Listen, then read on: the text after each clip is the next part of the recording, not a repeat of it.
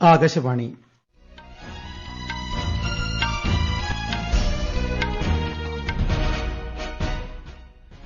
നമസ്കാരം. വാർത്തകൾ വായിക്കുന്നത് അനിൽകുമാർ.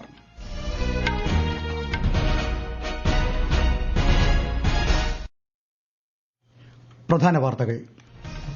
പാർലമെന്റ് വളപ്പിലെ സ്വാതന്ത്ര്യസമര സേനാനികളുടെയും ഉന്നത നേതാക്കളുടെയും പ്രതിമകൾ ഒരേ സ്ഥലത്ത് ക്രമീകരിച്ച പ്രേരണ സ്ഥൽ ഉപരാഷ്ട്രപതി ജഗദീപ് ധൻഖർ രാഷ്ട്രത്തിന് സമർപ്പിച്ചു. നൂതന ആശയങ്ങളിലൂടെ ഭീകരവാദം തുടച്ചുനീക്കി മാതൃക സൃഷ്ടിക്കാൻ സർക്കാർ പ്രതിജ്ഞാബദ്ധമെന്ന് കേന്ദ്ര ആഭ്യന്തരമന്ത്രി അമിത്ഷാ.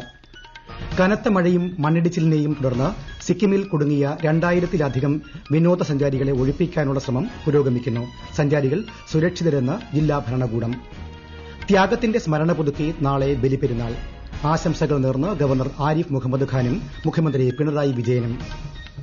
ബംഗളൂരുവിൽ നടക്കുന്ന വനിതാ ഏകദിന ക്രിക്കറ്റ് പരമ്പരയിലെ ആദ്യ മത്സരത്തിൽ ഇന്ത്യയ്ക്കെതിരെ ദക്ഷിണാഫ്രിക്കയ്ക്ക് 266 റൺസ് വിജയലക്ഷ്യം. വാർത്തകൾ വിശദമായി. പാർലമെന്റ് വളപ്പിലെ സ്വാതന്ത്ര്യസമര സേനാനികളുടെയും ഉന്നത നേതാക്കളുടെയും പ്രതിമകൾ ഒരു സ്ഥലത്ത് തന്നെ കണ്ട് ആദരമർപ്പിക്കാൻ സന്ദർശകർക്ക് അവസരമൊരുക്കുന്ന പ്രേരണ സ്ഥൽ ഉപരാഷ്ട്രപതി ജഗദീപ് ധൻഖർ രാജ്യത്തിന് സമർപ്പിച്ചു. ലോക്സഭാ സ്പീക്കർ ഓം ബിർള, രാജ്യസഭാ ഉപാധ്യക്ഷൻ ഹരിവംശ് നാരായൺ സിംഗ്, പാർലമെന്ററി കാര്യമന്ത്രി കിരൺ റിജിജു എന്നിവർ ചടങ്ങിൽ പങ്കെടുത്തു. സന്ദർശകർക്ക് ഉന്നത നേതാക്കളുടെ ജീവിത ചരിത്രവും സന്ദേശവും നവസാങ്കേതിക വിദ്യയിലൂടെ ലഭ്യമാക്കാൻ കർമ്മ പദ്ധതി തയ്യാറാക്കിയിട്ടുണ്ട്. ജമ്മുകാശ്മീരിലെ വിവിധ പദ്ധതികളുടെ പുരോഗതി വിലയിരുത്താൻ കേന്ദ്രമന്ത്രി നിതിൻ ഗഡ്കരിയുടെ അധ്യക്ഷതയിൽ നാളെ ഉന്നതതല യോഗം ചേരും. ഈ മാസം 29-ന് ആരംഭിച്ച് ഓഗസ്റ്റ് 19-ന് അവസാനിക്കുന്ന അമർനാഥ് തീർത്ഥാടനം സുഗമമാക്കുന്നതിന് റോഡ് സൌകര്യം, ജമ്മു ശ്രീനഗർ ഹൈവേ എന്നിവ ചർച്ചാ വിഷയമാകും. ലഡാക്കിൽ സോജില തുരങ്കം പോലെ നയതന്ത്ര പ്രാധാന്യമുള്ള വികസന പദ്ധതികളാണ് നിർമ്മാണത്തിലിരിക്കുന്നത്. ബാൽതാൽ പഹൽഗാം ബേസ് ക്യാമ്പ് മുതൽ അമർനാഥ് വരെയുള്ള ഹൈവേ നിർമ്മാണ പദ്ധതി കേന്ദ്ര സർക്കാരിന്റെ പ്രഥമ പരിഗണനയിലുള്ളതാണ്. ജമ്മുകാശ്മീരിൽ നടന്നുവരുന്ന 1 ലക്ഷം കോടിയിലേറെ രൂപയുടെ വികസന പദ്ധതികളും അവലോകനം ചെയ്യും. ജമ്മുകാശ്മീരിലെ സുരക്ഷാ സ്ഥിതിഗതികൾ, അമർനാഥ് യാത്രയ്ക്കുള്ള ഒരുക്കങ്ങൾ എന്നിവ വിലയിരുത്തുന്നതിന് കേന്ദ്ര ആഭ്യന്തരമന്ത്രി അമിത്ഷായുടെ നേതൃത്വത്തിൽ ഡൽഹിയിൽ ഉന്നതതല യോഗം ചേർന്നു. വിശദാംശങ്ങളിലേക്ക്. കശ്മീരിൽ അടുത്തിടെ നടന്ന ഭീകരാക്രമണങ്ങളുടെ പശ്ചാത്തലത്തിലായിരുന്നു കേന്ദ്ര ആഭ്യന്തരമന്ത്രി അമിത്ഷായുടെ നേതൃത്വത്തിൽ യോഗം ചേർന്നത്. ജമ്മു ഡിവിഷനിൽ നടപ്പിലാക്കിയ area domination plan, zero terror plan എന്നിവയിലൂടെ ഭീകരർക്കെതിരായ വിജയം ആവർത്തിക്കാൻ അദ്ദേഹം ഏജൻസികളോട് നിർദ്ദേശിച്ചു. നൂതന ആശയങ്ങളിലൂടെ ഭീകരവാദം തുടച്ചുനീക്കി മാതൃക സൃഷ്ടിക്കാൻ പ്രതിജ്ഞാബദ്ധമാണെന്നും അദ്ദേഹം പറഞ്ഞു. പരസ്പര സഹകരണത്തിലൂടെ വേഗത്തിൽ പ്രവർത്തിക്കാൻ അദ്ദേഹം സുരക്ഷാ ഏജൻസികളോട് നിർദ്ദേശിച്ചു. ജമ്മു കശ്മീരിൽ ഭീകരവാദത്തിനെതിരായ യുദ്ധം നിർണായക ഘട്ടത്തിലാണെന്നും സംഘം ചേർന്നുള്ള ആക്രമണം എന്നതിൽ നിന്ന് ഭീകരവാദം ഒരു നിഴൽ യുദ്ധം മാത്രമായി മാറിയതായി നിലവിലെ സംഭവങ്ങൾ സൂചിപ്പിക്കുന്നതായും ശ്രീ ഷാ അഭിപ്രായപ്പെട്ടു. സുരക്ഷാ സേനകൾ തമ്മിൽ തടസ്സരഹിത സഹകരണം ആവശ്യമാണെന്നും പ്രദേശത്തെ സുരക്ഷാ പ്രശ്നങ്ങളും ആക്രമണ സാധ്യതാ മേഖലകളും മനസ്സിലാക്കേണ്ടതുണ്ടെന്നും കേന്ദ്ര ആഭ്യന്തരമന്ത്രി പറഞ്ഞു. സർക്കാരിന്റെ പരിശ്രമത്തിലൂടെ കശ്മീർ മേഖലയിൽ ഭീകരപ്രവർത്തനം വലിയ തോതിൽ കുറയ്ക്കാൻ സാധിച്ചതായും ശ്രീ ഷാ അഭിപ്രായപ്പെട്ടു. News desk, Akashvani. പുതിയ ക്രിമിനൽ നിയമങ്ങളായ ഭാരതീയ ന്യായ സംഹിത, ഭാരതീയ നാഗരിക സുരക്ഷാ സംഹിത, ഭാരതീയ സാക്ഷ്യ അധിനിയം എന്നിവ അടുത്ത മാസം 1-ന് പ്രാബല്യത്തിൽ വരുമെന്ന് കേന്ദ്ര നിയമമന്ത്രി അർജുൻ റാം മേഘ്വാൾ. ഇത് സംബന്ധിച്ച പരിശീലന നടപടികൾ നാഷണൽ ജുഡീഷ്യൽ അക്കാദമി, ദേശീയ നിയമ സർവകലാശാല തുടങ്ങിയ ഇടങ്ങളിൽ പുരോഗമിക്കുകയാണ്. കൊൽക്കത്തയിൽ സംഘടിപ്പിച്ച പുതിയ ക്രിമിനൽ നിയമ അവബോധ പരിപാടിയിൽ സംസാരിക്കുകയായിരുന്നു കേന്ദ്രമന്ത്രി. 2023 ഡിസംബറിലാണ് രാഷ്ട്രപതി 3 നിയമങ്ങൾക്കും അംഗീകാരം നൽകിയത്.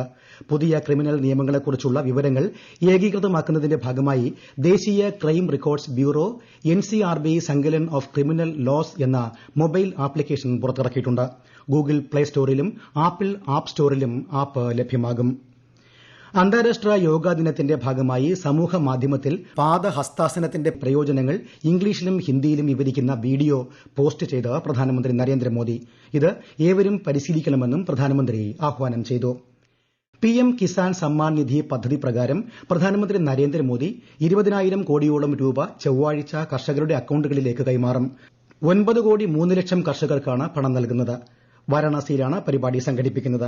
കഴിഞ്ഞ 10 വർഷങ്ങൾക്കുള്ളിൽ 11 കോടി കർഷകരുടെ അക്കൌണ്ടുകളിലേക്ക് 3 ലക്ഷം കോടി രൂപ കൈമാറിയിട്ടുണ്ടെന്ന് കേന്ദ്രമന്ത്രി ശിവരാജ് സിംഗ് ചൌഹാൻ പറഞ്ഞു.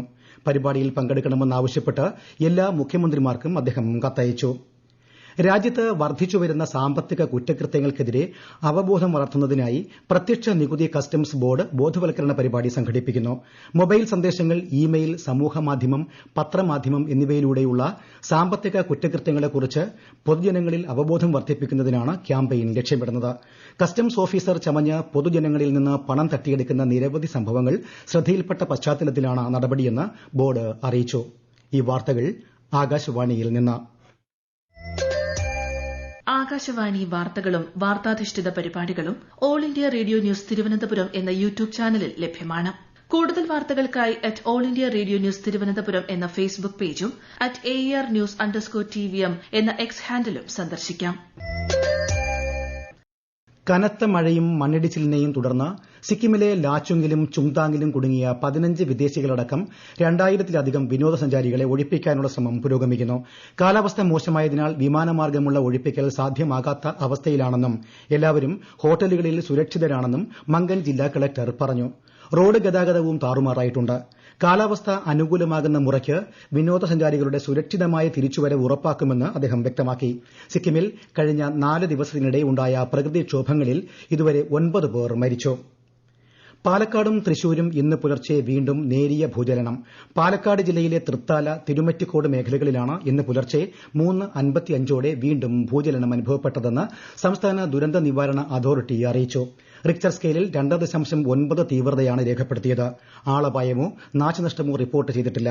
ഇന്നലെ രാവിലെയും ഈ മേഖലകളിൽ ഭൂചലനം അനുഭവപ്പെട്ടിരുന്നു. അതേസമയം നേരിയ ഭൂചലനമാണ് ഉണ്ടായതെന്നും ആശങ്ക വേണ്ടെന്നും റവന്യൂ മന്ത്രി കെ രാജൻ അറിയിച്ചു. ത്യാഗത്തിന്റെയും ആത്മസമർപ്പണത്തിന്റെയും പാവന സ്മരണകളുമായി കേരളത്തിൽ നാളെ ബലിപെരുന്നാൾ. പ്രവാചകൻ ഇബ്രാഹിം നബിയുടെ ത്യാഗത്തിന്റെ ഓർമ്മ പുതുക്കുകയാണ് ഓരോ ബലിപെരുന്നാളും. ബലിപെരുന്നാളിനോടനുബന്ധിച്ച് കേരളത്തിലെ പള്ളികളിൽ നാളെ പ്രത്യേക പ്രാർത്ഥനകൾ നടക്കും. ഒമാൻ ഒഴികെയുള്ള ഗൾഫ് രാജ്യങ്ങളിൽ ഇന്നാണ് ബലിപെരുന്നാൾ. ഗവർണർ ആരിഫ് മുഹമ്മദ് ഖാൻ മലയാളികൾക്ക് ബക്രീദ് ആശംസകൾ നേർന്നു. മുഖ്യമന്ത്രി പിണറായി വിജയനും ബക്രീദ് ആശംസകൾ അറിയിച്ചു.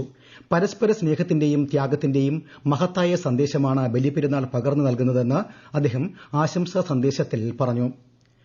ബംഗളൂരുവിൽ നടക്കുന്ന വനിതാ ഏകദിന ക്രിക്കറ്റ് പരമ്പരയിലെ ആദ്യ മത്സരത്തിൽ ഇന്ത്യയ്ക്കെതിരെ ദക്ഷിണാഫ്രിക്കയ്ക്ക് 266 റൺസ് വിജയലക്ഷ്യം. ടോസ് നേടി ബാറ്റിംഗ് തിരഞ്ഞെടുത്ത ഇന്ത്യ നിശ്ചിത ഓവറിൽ 8 വിക്കറ്റ് നഷ്ടത്തിൽ 265 റൺസ് നേടി. ഒടുവിൽ വിവരം ലഭിക്കുമ്പോൾ ദക്ഷിണാഫ്രിക്ക 25 ഓവറിൽ 5 വിക്കറ്റ് നഷ്ടത്തിൽ 82 റൺസ് എന്ന നിലയിൽ. ട്വന്റി ലോകകപ്പ് ക്രിക്കറ്റിൽ ഇന്ന് പാകിസ്ഥാൻ അയർലൻഡിനെ നേരിടും. രാത്രി 8 മണിക്കാണ് മത്സരം. ഇന്ന് രാവിലെ നടന്ന മത്സരത്തിൽ ഓസ്ട്രേലിയ 5 വിക്കറ്റിന് സ്കോട്ട്ലൻഡിനെ പരാജയപ്പെടുത്തി. ആദ്യം ബാറ്റ് ചെയ്ത സ്കോട്ട്ലൻഡ് നിശ്ചിത ഓവറിൽ 5 വിക്കറ്റിന് 180 റൺസ് എടുത്തു. മറുപടി ബാറ്റിംഗിൽ ഓസ്ട്രേലിയ 19.4 ഓവറിൽ 5 വിക്കറ്റ് നഷ്ടത്തിൽ ലക്ഷ്യം കണ്ടു. കേരളത്തിൽ 6 ജില്ലകളിൽ നാളെ മഞ്ഞ ജാഗ്രത. ആലപ്പുഴ, എറണാകുളം, തൃശൂർ, മലപ്പുറം, കോഴിക്കോട്, കണ്ണൂർ എന്നീ ജില്ലകളിൽ ആണ് കേന്ദ്ര കാലാവസ്ഥാ വകുപ്പ് മഞ്ഞ ജാഗ്രതാ നിർദ്ദേശം നൽകിയിരിക്കുന്നത്. ചൊവ്വാഴ്ച വരെ കേരളത്തിൽ ഒറ്റപ്പെട്ട ഇടങ്ങളിൽ ഇടിമിന്നലോടുകൂടിയ മഴയ്ക്ക് സാധ്യതയുണ്ടെന്നും കാലാവസ്ഥാ വകുപ്പ് അറിയിച്ചു.